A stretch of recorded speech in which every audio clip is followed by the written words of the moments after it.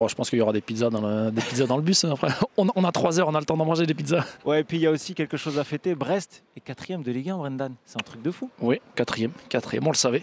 On le savait avant le match que si on gagnait, on passait quatrième avec le résultat potentiel de ce soir. On verra bien, mais l'important, oui, le classement, c'est bien, mais c'est surtout d'enchaîner les bonnes performances, les points. Comme on a dit, notre objectif, ça reste le maintien. Tant qu'on se maintient le plus tôt possible, on sera content. Merci Edouard. Vous en avez fâché. Non, mais c'est vrai qu'il y a ce discours qu'on entend de capitaine, de compétiteur, mais quand même, quand on fait 16 journées de Ligue 1, qu'on est Brest, qu'on s'est maintenu dans les dernières journées la saison dernière et qu'après 16 journées, on a 28 points, on est à 4 points du deuxième de championnat, ça doit être quand même dans un coin de la tête. On doit se dire, avant chaque entraînement, avant chaque match, les gars, il y a un truc à faire. Bien sûr qu'on se le dit. On se le cache pas, bien sûr qu'on se le dit, mais au départ de la saison, pour un club comme Brest, l'un des plus petits budgets, je suppose, on doit pérenniser le club. Nous, notre mission, c'est de pérenniser le club en Ligue 1. Donc, on veut le maintien. Après, tant que le maintien n'est pas fait, on verra bien. Mais une fois que le maintien sera fait, bien sûr qu'on aura des ambitions suivant où on est encore. Top 10, plus haut peut-être, on ne sait pas, mais pour l'instant, on aime bien le dire que notre objectif, c'est le maintien. Les ambitions, c'est différent. C'est deux mots différents. Ouais, et puis bon, à l'heure actuelle, ça fonctionne très très bien Oui, parce que vous êtes 4e. Justement, on cherchait un petit peu la réponse avec Edouard tout à l'heure. C'est quoi la force de ce groupe? Il n'y a pas forcément... Bien sûr, tous les joueurs sont très très bons et chacun apporte sa patte, mais c'est quoi? C'est la mentalité Tizef qui veut ça? C'est la force collective? C'est quoi en fait la recette secrète du côté de Brest? Je pense qu'on est un groupe de 25 mecs. Il ne faut pas oublier qu'à chaque fois, les remplaçants nous apportent énormément. On l'a vu encore aujourd'hui sur les derniers matchs. C'est eux qui marquent pour la victoire. Voilà, on a vraiment 25 mecs. 25 mecs qui veulent se dépouiller pour le maillot Stade Brestois 29. C'est la chose la plus importante. On sait qu'on n'est peut-être pas les meilleurs joueurs techniquement, tout ça. Malgré qu'on a quand même de très très bons il y a des Del Castillo, des mecs qui sont plutôt pas mal. On a des très bons joueurs. On a des très bons joueurs, mais c'est vrai qu'on a un état d'esprit depuis déjà la phase retour de l'année dernière, où on a vu qu'on était quand même dans les bas-fonds du classement. On s'est très bien redressé et on est dans la continuité de cela. Hein. Bravo, vous avez fait un gros match, vous êtes très très fort. Est-ce que la saison dernière, la saison galère de l'année dernière, ça vous a servi et ça vous sert? Bien sûr que ça nous sert.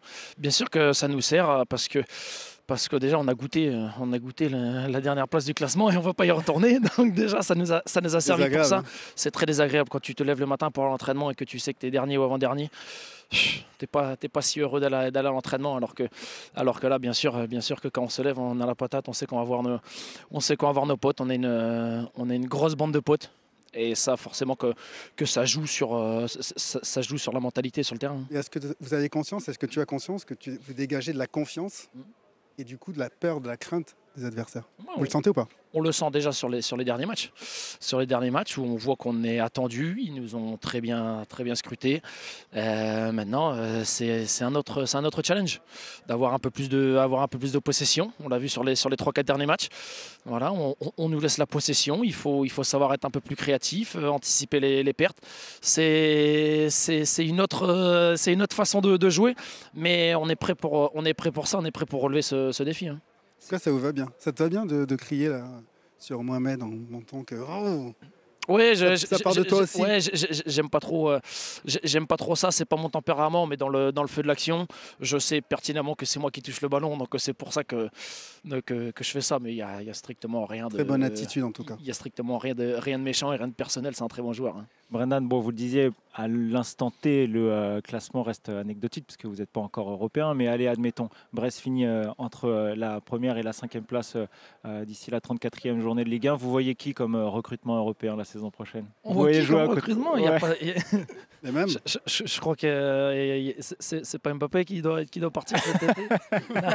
non, déjà, on va garder nos joueurs. Déjà, garder nos joueurs, c'est le plus important parce que des fois, on a tendance à vouloir recruter toujours toujours vouloir des autres joueurs, mais on l'a vu cet été, on n'a pas eu beaucoup de changements et ça crée une stabilité qui devient notre force parce que ça fait déjà 1 an et demi, 2 ans qu'on joue quasiment tous ensemble et on prouve qu'il n'y a pas forcément besoin de recruter tout le temps des joueurs. Et puis il y a aussi la confirmation d'Eric Roy qui est arrivé l'année dernière un petit peu en pompier de service et là il nous disait attendez que j'ai vraiment un été complet pour bien préparer une saison et voilà, et puis la méthode Eric Roy elle fonctionne super bien en fait. Ouais, elle fonctionne bien, c'est un manager voilà, qui prend beaucoup de hauteur, ses adjoints font pas mal de boulot mais voilà, lui il est toujours dans la parole, dans la sagesse et ça nous fait du bien, ça nous réussit bien, donc c'est cool, il faut que ça continue.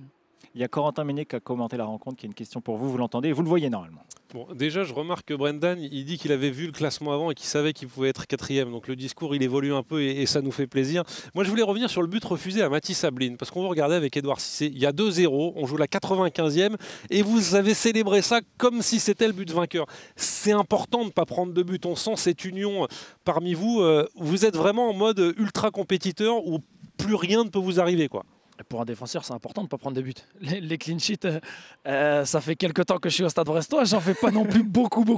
Même si cette année on est bien et je crois qu'on est la 3e ou 4e meilleure défense, c'est ça. Donc c'est très bien. Et pour moi, de ne pas prendre de but, c'est une très grande satisfaction. Les attaquants, ils veulent marquer. Moi, je veux pas prendre de but. Chacun son taf. Là, je vois votre coach qui va pas tarder. J'ai une petite image avant de vous ramener au vestiaire à vous montrer. C'est vous, bien sûr, en capitaine, qui est en train de parler à vos joueurs. Qu'est-ce que vous leur dites avant chaque match? C'est vrai que nous, on se répète, on disait en début de saison, cette équipe, elle nous étonne. Aujourd'hui, non, ça y est, vous avez véritablement cette casquette d'outsider confirmée. Qu'est-ce que vous leur dites à ce moment-là à vos joueurs, dans ce regard déterminé? Je leur dis qu'il faut être concentré. Alors chaque discours change à chaque match parce que bien sûr chaque match a son scénario. Aujourd'hui, ce qu'on voulait, c'était faire une grosse entame de match parce qu'on le sait que les Nantais étaient performants là-dessus. On voulait surtout pas qu'ils emballent le match, que les supporters ont rendu un super hommage à leurs supporters. On savait qu'ils voulaient mettre beaucoup d'intensité. C'était surtout ne pas les laisser enflammer le match. Et bien sûr, après parler que si on veut avoir des ambitions dans ce championnat, ça passe par gagner ces matchs-là. Ça reste un derby. Je leur ai dit que ça faisait 5 ans qu'on était en Ligue 1. Ça fait 5 ans qu'on prend des roustes ici. Il y a eu 4 ans la saison dernière. Que j'en avais marre de repartir dans le quart avec 4 buts à chaque fois quasiment dans la musette. Donc je leur dis que c'était important. Ils aiment les challenges. Ils aiment bien dire qu'ils veulent tous les records du club dans le vestiaire. Donc je leur ai dit si vous voulez ça. Je dois y aller. Bon, si je dois y aller, alors j'y vais. Il y a le coach qui attend. Il y a le coach qui attend. Le coach est pressé de rentrer. C'est le coach pressé. Bon, j'y vais alors. Allez, bonne soirée. Merci Brendan, je vous invite à poser le micro. Et encore félicitations. Brest est 4e de Ligue 1 et on comprend, sourire en lèvres et l'accolade. Il s'excuse en plus. Brendan, il est sympa. Il y a le boss. Le boss qui arrive, il a plutôt intérêt à s'excuser. Il voulait plus partir, coach. Désolé. C'est plus facile de parler quand on gagne. C'est exactement ce qu'il me disait.